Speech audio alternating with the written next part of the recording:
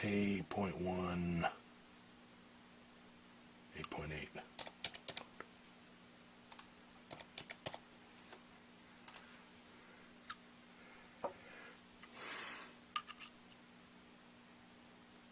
Four point one, 4.2.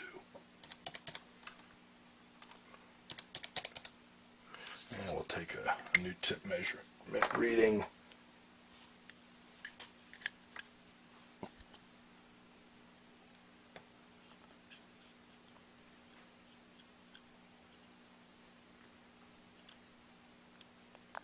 I'm getting 102, maybe 102 and a half. It's not that important to put the half in there, but sometimes I do it. So the 102 I'll just do at this point.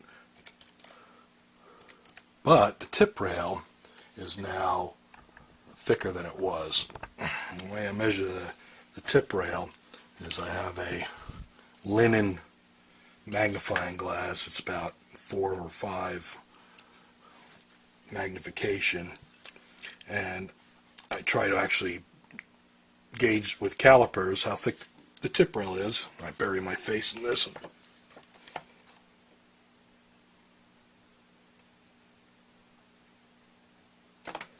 And I got 0.037. It started out at more like 30. Now it's up to 37.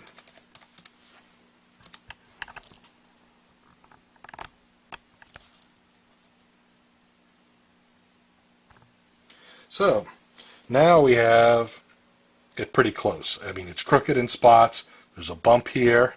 There's a bump here, and it's a little under the curve there. But I'll get rid of the bumps and even it up, and maybe flatten the table a little bit. But the other way I can tell where the bumps are is over on my spreadsheet over here. I have subtraction between my calculated curve and the actual. So it's a couple different ways I can tell where I have to take material off and scratch the right itch.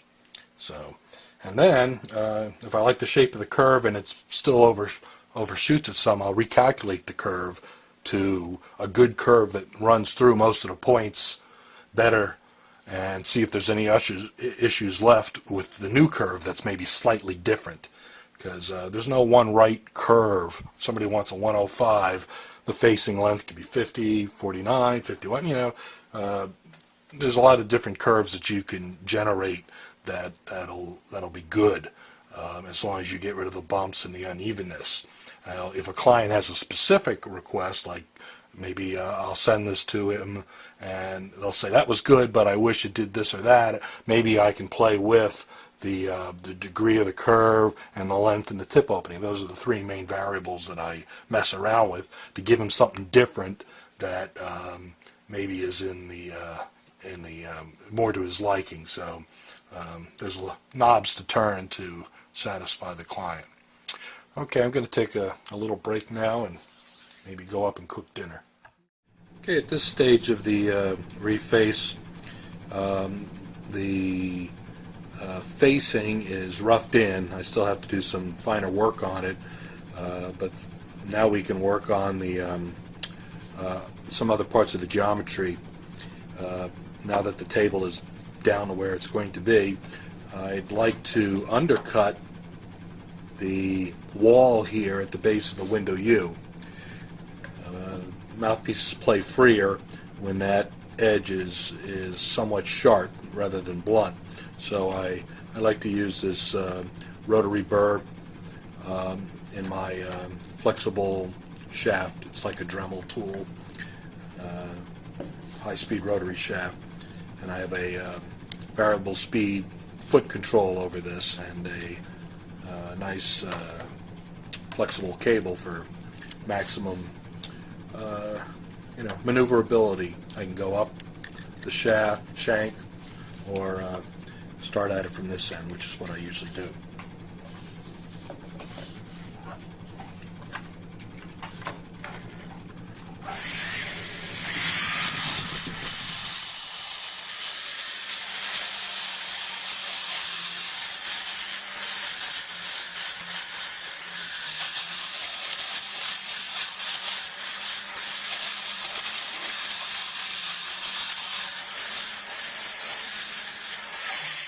you can do this with a hand file. It just takes longer. Have a little more control over it.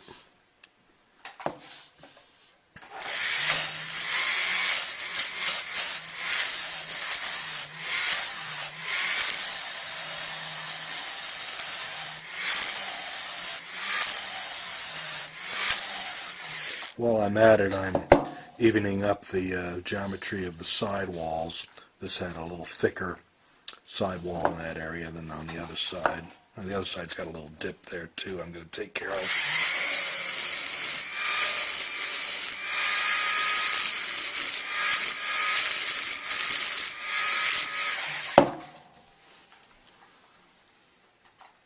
So that wasn't too bad. I had to make it a little more symmetric.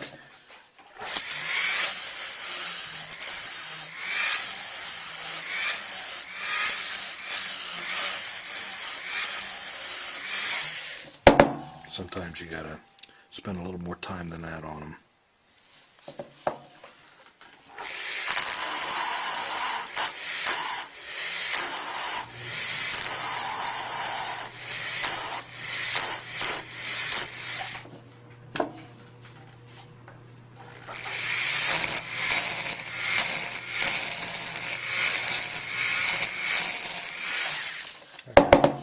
I'll do the rest of the work with hand files. Okay, I'm going to use a couple Riffler files to detail the work I started with the rotary tool.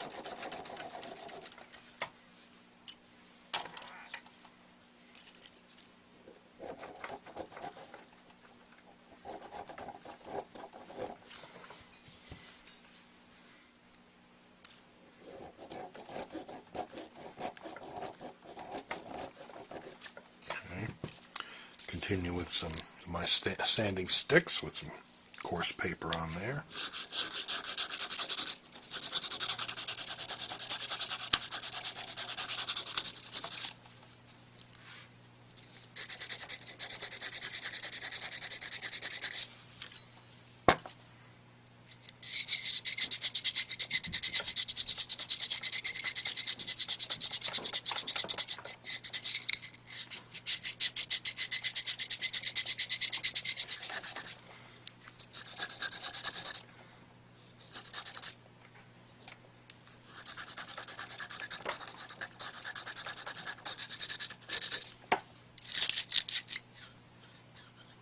Move down to the next grade. A little finer.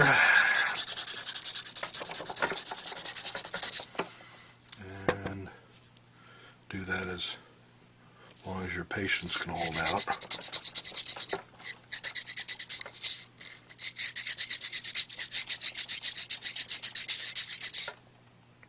Got a couple little uneven spots in there, but they're probably not worth going after. You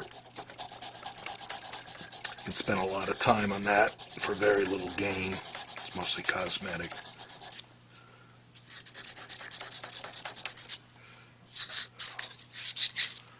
And the fine paper.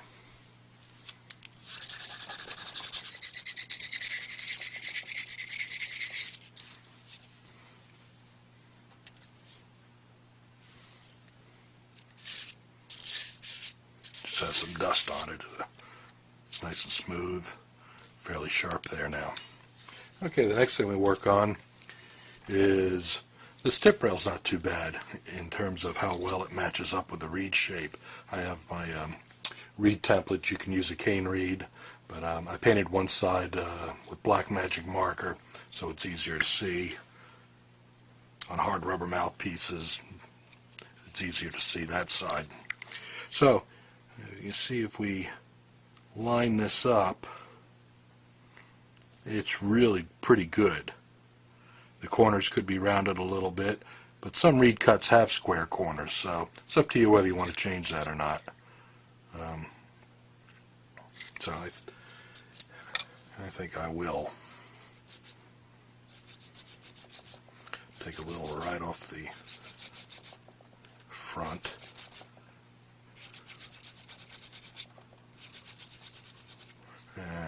corners.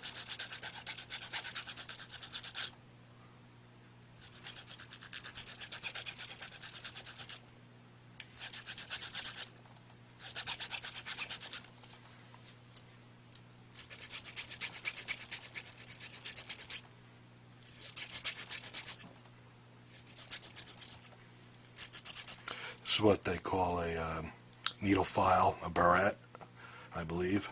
Probably a French pronunciation of that shape. It is only has cutting surface on one side and everything else is smooth, so I can kind of glide this across my finger without hurting it. I usually don't have to use a file card, but I'm seeing that's getting a little buggered up. It's not a new file, but you know, this is the file cleaner that's called a file card. This helps to scrape off some of the whatever's caught inside the file. I also use a, this is tedious, but a needle spring inside a vise, which is what I use for my engraving. But you can kind of get in there and poke away at it if you've got some stuff that's stuck in there. Maybe it's just time for a new file soon. So let's check this.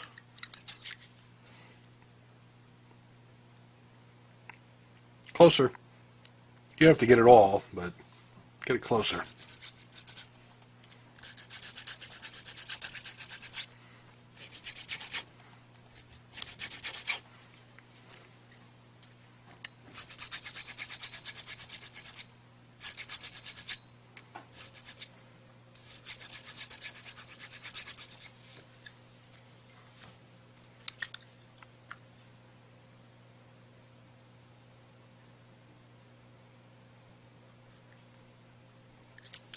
Okay.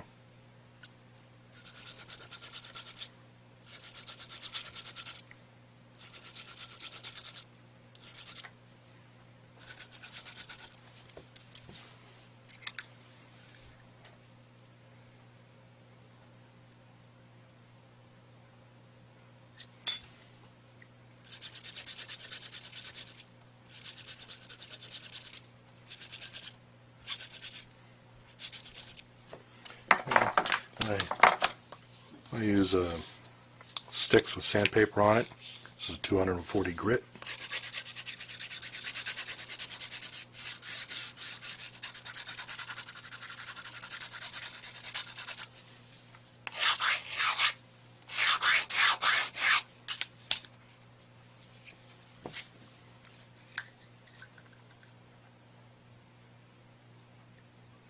Okay, pretty much right on it.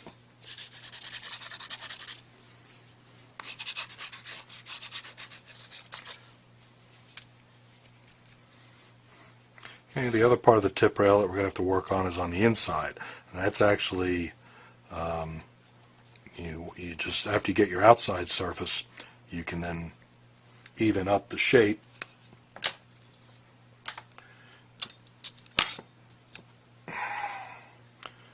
If you're close, just like using a round file, back end of it.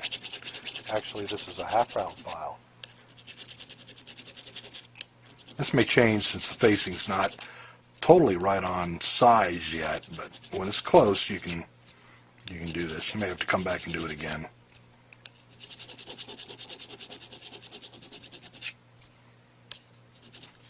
Now, if the baffle is a little off, you might have to take some strokes on that. Mostly you got to do that when you're opening up a tip. Since we're closing a tip and the client basically liked it where it was, you don't have to mess with it too much. Though the sound will change some now that, for the same baffle on a closed tip.